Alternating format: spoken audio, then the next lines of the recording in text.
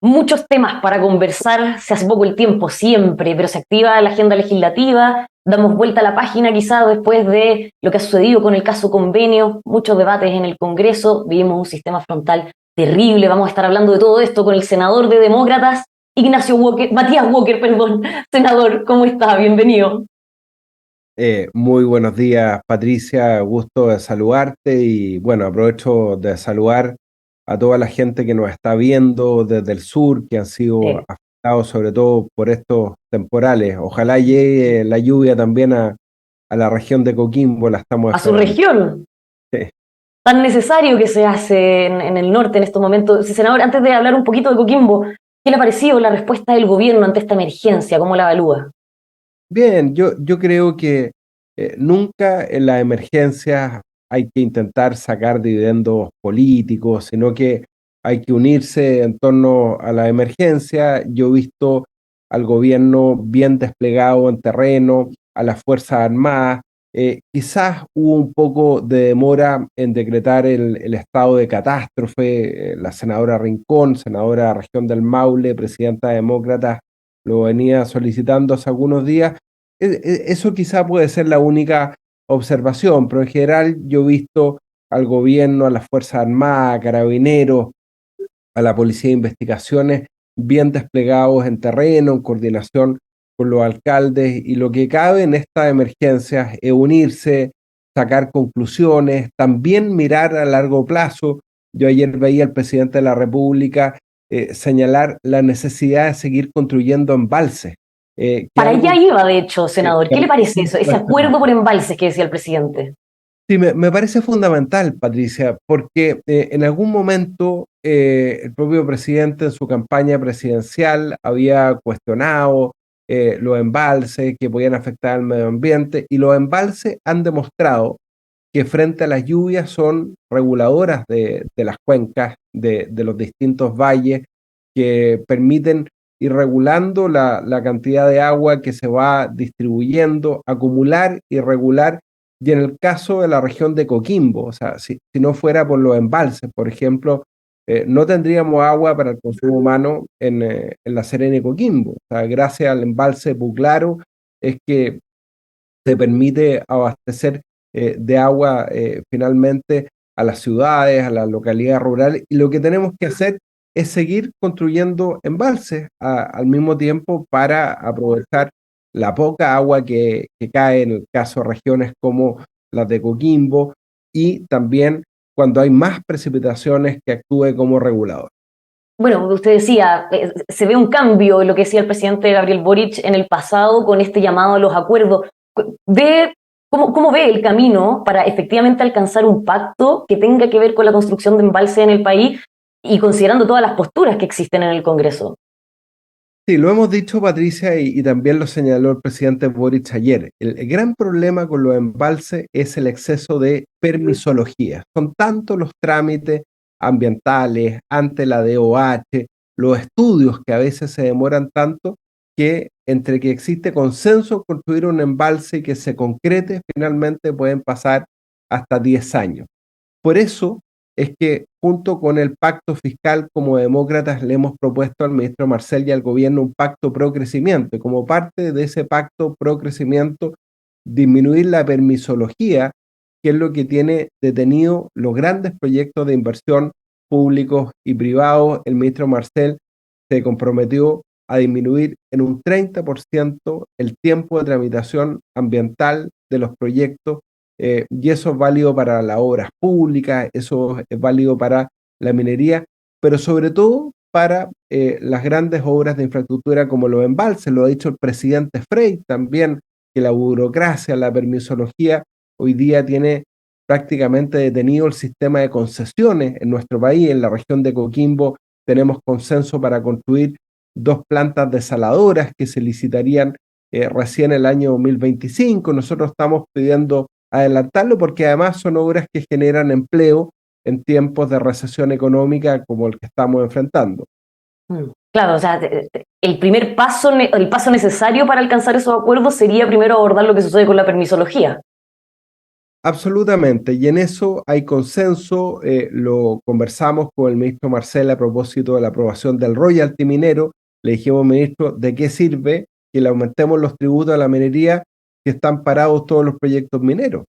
Y lo mismo pasa con los embalses, lo mismo pasa con las plantas desaladoras, porque lo propio del cambio climático son los extremos, ¿no? Estamos viviendo la extrema sequía en el norte, como en la región de Coquimbo, y estamos viviendo estos temporales, ¿no es cierto?, con una isoterma cero alta que provoca también las bajadas de las quebradas de forma abrupta. Lo hemos visto en el sur, lo hemos visto en la región metropolitana. Y frente a eso, bueno, está la ingeniería y están las obras públicas para poderse hacer cargo del fenómeno. Bueno, usted es miembro de la Comisión de Medio Ambiente del Senado y hay muchas cosas que están pasando en el mundo que dan la sensación de que medio ambiente debería ser un eje central en el gobierno, en la gestión, ebullición global, escuchamos por ahí lo que está pasando, por ejemplo, con las precipitaciones, estos eventos extremos que usted mismo comentaba. ¿Qué medidas conversan en la comisión que vayan a enfrentar este nuevo mundo que cada vez va a ir siendo peor, senador? Bueno, efectivamente, nosotros creemos que hay que enfrentar el cambio climático ya no desde el fenómeno del calentamiento global, sino que esta ebullición del planeta. El secretario general de Naciones Unidas hablaba del boiling, ¿no? Este planeta que está de alguna manera hirviendo, de alguna manera. Entonces, frente a eso, bueno, está la ingeniería, están las obras hidráulicas. Las plantas desaladoras en el norte hoy día se han demostrado que son absolutamente compatibles con el medio ambiente. Los costos de energía se han reducido gracias a la energía renovable, y para eso es fundamental seguir con la política nacional del litio, el hidrógeno verde. Ahora se creó una comisión, pero es muy importante también no tratar de estatizar todas las soluciones. A mí lo que me preocupa de la política nacional del litio es que toda la discusión que ha propuesto el gobierno se ha centrado, bueno, en cuál va a ser el rol del Estado, de Codelco, que ha tenido muy malos números en los últimos años, en vez de seguir potenciando las inversiones de privados que tienen el conocimiento, que tienen el know-how, que están dispuestos a invertir.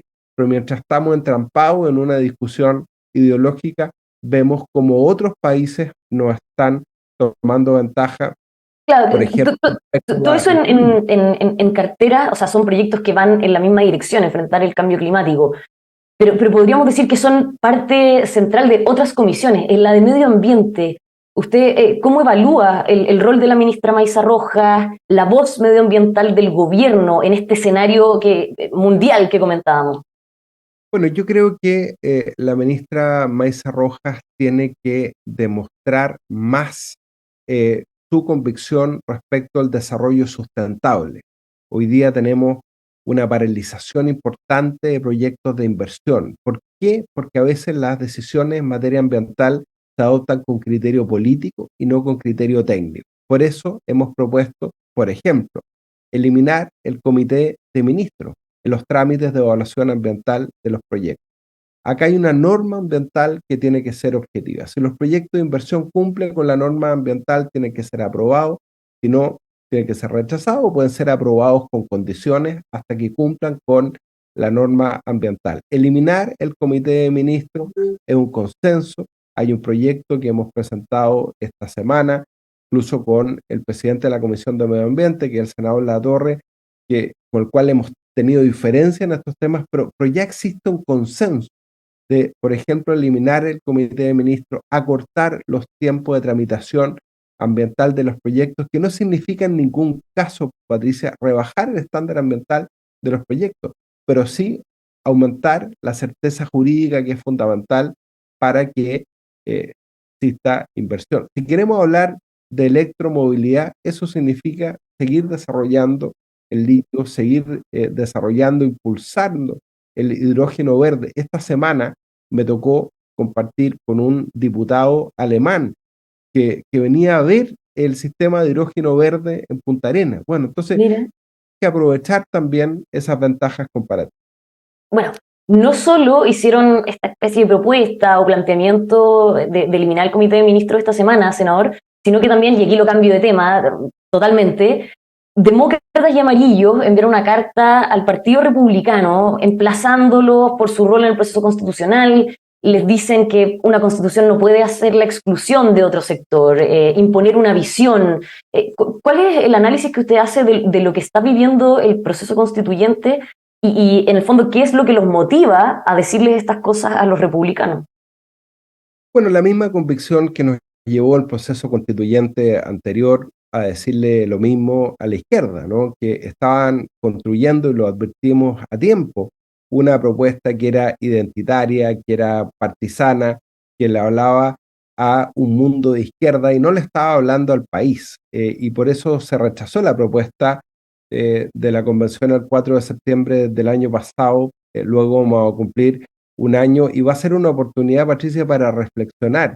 Y yo creo que no puede el Partido Republicano cometer el mismo error de hablarle a sus partidarios, a su 35% que obtuvieron, que fue una muy buena votación en mayo, sino que tienen la responsabilidad, por tener la mayoría, de construir una constitución que le haga sentido a todo el país, una constitución neutra del punto de vista ideológico, una constitución en la carta fundamental, es como nuestra carta que domina el sentido de pertenencia que debemos tener como país y ahí Chile Vamos también tiene una responsabilidad muy importante. Le pongo un ejemplo. Usted sabe toda la pelea que dimos con Jimena Rincón para la reforma de los 4 séptimos de la Por Constitución. supuesto, ¿cómo olvidarla? Bueno, los 4 séptimos no solamente permitió hoy día que podamos reformar la Constitución por un menor quórum y que no existan vetos de ningún sector político, sino que al mismo tiempo hizo creíble la opción del rechazo para darnos una nueva oportunidad de generar una nueva y buena Constitución que le hiciera sentido a las grandes mayorías ciudadanas. Que una Constitución no es para imponer una mayoría relativa en una votación, sino que, como decía Patricio Zapata, tiene que ser la casa de todos. No puede ser una constitución que divida a los chilenos, sino que una que nos una. Como decía Javier Aparada, Andrés Velasco, Felipe Arboe, que se sumaron también a esta carta que firmamos junto a Amarillos, llamando al Partido Republicano a no imponer su visión. Entonces, cuando el Partido Republicano propone que se reforme la Constitución por 2/3, eso es un retroceso tremendo respecto a los 4 séptimos que impulsamos con Jimena Rincón. Fija, entonces ahí es donde nosotros hemos dicho, bueno, yo sé que son propuestas, son enmiendas, tampoco queremos sobre reaccionar, pero sería muy importante, por ejemplo, que en materia de reformas constitucionales se ratificara la propuesta de los expertos que sí hicieron un esfuerzo genuino por generar un consenso y que se reformara la Constitución por 3/5. ¿Ah? Senador, Entonces, para usted, ¿qué ese es un pasa ejemplo. si es que en diciembre gana el en contra? ¿Qué viene después de eso? Porque ha habido todo un debate en los últimos días a propósito de declaraciones de Lautaro Carmona, de que esto continuaría, otros han salido a decir como no, aquí fin, no seguimos con el proceso. ¿Usted qué cree que debería pasar? Bueno, yo espero que si se hace una propuesta razonable que convoque a todos los chilenos y chilenas, esta se puede aprobar. Yo sé, Patricia, que es difícil porque la gente hoy día tiene rabia contra el sistema. La gente hoy día además está preocupada de los temporales, está preocupada de la falta de empleo, la falta de crecimiento, de las listas de espera en salud, de que lleguemos a un acuerdo en materia previsional que esté relacionado con un acuerdo en la salud, porque tenemos ahí un sistema privado de salud que está en la incertidumbre, en las listas de espera en los hospitales. Entonces, yo espero que si existe una propuesta razonable que genere consenso, se apruebe por parte de la ciudadanía, para darle certezas al país y despejar el tema constitucional. Claro, es Si el panorama finalmente, ideal, pero ¿qué pasa si las encuestas sí, tienen razón y gana el en contra? si finalmente la ciudadanía se manifiesta en contra de la propuesta constitucional porque ve que nos fuimos al otro extremo y que no hay un genuino interés de llegar a acuerdos, ahí yo quiero ser claro, es el Congreso Nacional el que mantiene el poder constituyente y puede reformar la actual constitución, que a su turno fue reformada por el presidente Lago el año 2005, después de una reforma constitucional aprobada por el Congreso, por 4 séptimos. Y yo creo que es importante, si la votación es en contra, espero que no ocurra eso, en diciembre, que darle certezas al país de que eh, el- se va a poder seguir reformando la Constitución a través del Congreso Nacional, a través de los órganos elegidos por la ciudadanía por 4 séptimos. Ya, pero no convocar un nuevo proceso.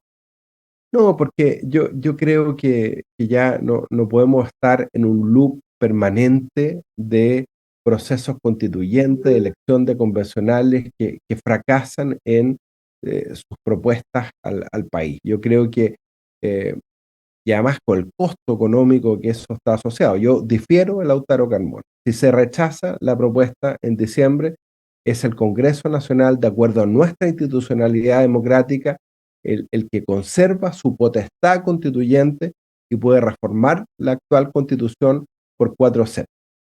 Senador, lo cambio de tema de nuevo. El Tribunal Constitucional rechazó este requerimiento del Senado que pedía dejar sin efecto la Comisión contra la Desinformación planteada por el gobierno. ¿Qué le parece este fallo? Si nosotros recurrimos al Tribunal Constitucional como Senado para defender un principio, ese principio es que cualquier regulación de derechos fundamentales como la libertad de opinión, el derecho a la información, la libertad de información, tiene que ser discutido en el Congreso Nacional y no por una comisión nombrada por el gobierno de turno. Por mucho respeto que me merecen sus integrantes, ahí hay grandes académicos, abogados, etc. Ese es el principio que nosotros definimos. Ahora, sabíamos que por la actual composición del Tribunal Constitucional, porque recordemos, falta nombrar 3 miembros del Tribunal Constitucional, 2 veces el Senado ha rechazado, una mala decisión, rechazar los nombramientos que venían de la Cámara de Diputados. Yo voté a favor de esos nombramientos. Lamentablemente se suma a el lamentable fallecimiento del ministro del Tribunal Constitucional, Rodrigo Pica, un gran jurista hace algunas semanas que tiene que ser reemplazado por la Corte Suprema. Entonces tenemos 3 integrantes menos. Entonces, además, en el sorteo salió una ministra suplente al Tribunal Constitucional que es más afín al gobierno. Se involucró el Consejo de Defensa del Estado, a nuestro juicio, de manera injustificada. Bueno, el resultado fue 5-3, o sea, esto fue algo controvertido.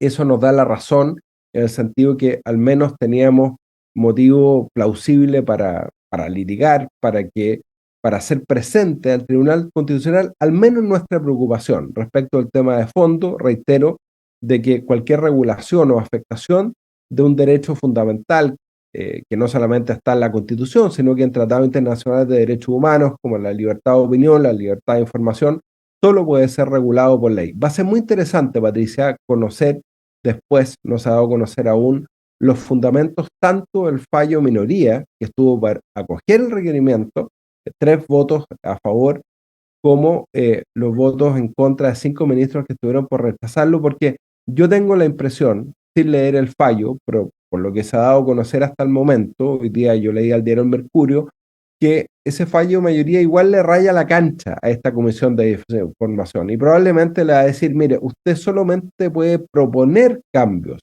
pero es el Congreso el soberano para regular cualquier afectación o limitación a la libertad de información y de emitir cualquier tipo de opinión, ya sea en los medios de comunicación o en las redes sociales. Bueno, teniendo todo esto de antecedente, antes de que la comisión ya empiece a trabajar, ¿cuánto futuro le ve, o mejor dicho, cómo ve el futuro de lo que van a hacer en esa comisión, senador? Yo creo que se ha generado un consenso a partir de este requerimiento y toda la discusión que la ha precedido en el propio Senado y en el Congreso, de que cualquier propuesta de la Comisión no puede afectar la esencia del derecho a la libertad de emitir informaciones u opiniones y que cualquier regulación tiene que ser discutida en el Congreso Nacional por parte de los órganos que han sido democráticamente elegidos por la ciudadanía y que no puede un gobierno de turno a través de una comisión que nos merece todo nuestro respeto por su composición, por su trayectoria académica, pretender limitar estas libertades básicas que, insisto, están protegidas en tratados internacionales de derechos humanos ratificados por nuestro país.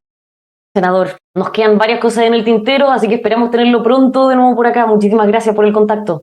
No, muchas gracias, Patricia, cuando quieran. Que tengan un muy buen día y a todos ustedes que están viendo, los dejamos como siempre invitados a que sigan con nosotros en emol.com.